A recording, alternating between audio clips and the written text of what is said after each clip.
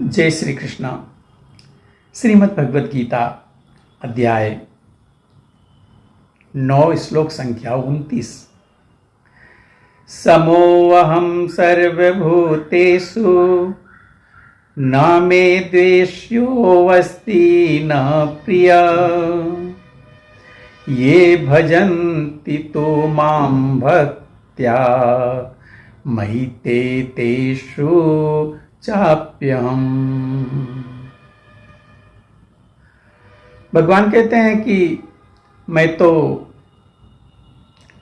ना तो किसी से द्वेष करता हूं, ना ही किसी के साथ पक्षपात करता हूं।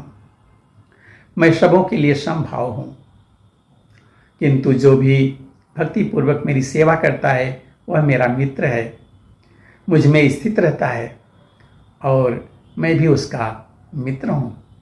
यहाँ पर प्रश्न किया जा सकता है कि जब कृष्ण सबों के लिए समभाव हैं और उनका कोई विशिष्ट मित्र नहीं है, तो फिर वे उन भक्तों में विशेष रुचि क्यों लेते हैं जो उनकी दिव्य सेवा में सदैव लगे रहते हैं।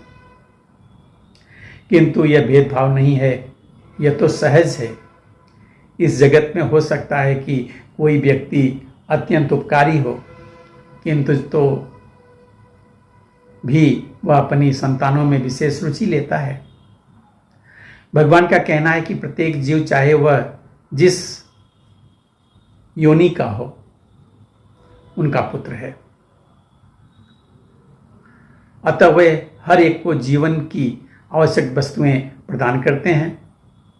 वे उस बादल के सदृश हैं जो सबों के ऊपर जलवृष्टि करता है, चाहे यह वृष्टि चट्टान पर हो या स्थल पर हो या जल में हो। किंतु भगवान अपने भक्तों का विशेष ध्यान रखते हैं। ऐसे ही भक्तों का यहाँ उल्लेख हुआ है। वे सदैव कृष्ण भावनामृत में रहते हैं, फलतः वे निरंतर कृष्ण में लीन रहते हैं। कृष्ण भावनामृत शब्द ही बताता है कि जो लोग ऐसे भगवत भावनामृत में रहते हैं वे सजीव अध्यात्मवादी हैं और उन्हीं में स्थित हैं। भगवान यहाँ स्पष्ट रूप से कहते हैं, मयि ते अर्थात वे मुझ में है। जो मेरी शरण में आता है या मेरी शरण में आ जाता है, उसकी मैं उसी प्रकार से रखवाली करता हूँ। यह दिव्य आदान प्रदान भाव विद्यमान रहता है, क्योंकि भक्त तथा भगवान दोनों सचेतन हैं। जब हीरे को सोने की अंगूठी में जड़ दिया जाता है तो वह अत्यंत सुंदर लगता है। इससे सोने की महिमा बढ़ती है, किंतु साथ ही हीरे की भी महिमा बढ़ती है। भगवान तथा जीव निरंतर चमकते रहते हैं, और जब कोई जीव भगवान की सेवा में प्रवृत्त हो जाता है तो वह सोने की भांति दिखता है। भगवान हीरे के समान हैं, अतः यह संयोग अत्युत्तम होता है। शुद्ध अवस्था में जीव भक्त कहलाता है। परमेश्वर अपने भक्तों के भी भक्त बन जाते हैं।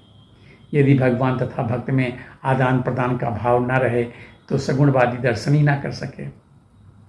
मायावादी दर्शन परमेश्वर तथा जीव में मध्य ऐसा आदान प्रदान का भाव नहीं मिलता,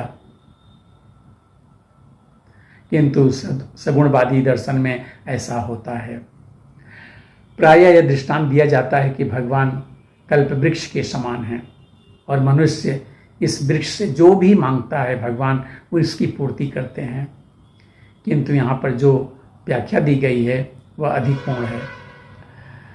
यहाँ पर भगवान को भक्त का पक्ष लेने वाला कहा गया है। यह भक्त के प्रति भगवान की विशेष कृपा की अभिव्यक्ति है। भगवान के आदान प्रदान भाव को कर्म के नियम के अंतर्गत नहीं समझना चाहिए, नहीं मानना चाहिए। यह तो उस दिव्य अवस्था से संबंधित रहता है जिसमें भगवान तथा उनके भक्त कर्म करते हैं। भगवत भक्ति इस जगत का कार्य नहीं है। यह तो उस अध्यात्म का अंश है जहाँ शाश्वत आनंद तथा ज्ञान का प्राधान्य रहता है। मिलते हैं अगले वीडियो में एक और श्लोक को लेके। तब तक के लिए जय श्री कृष्ण।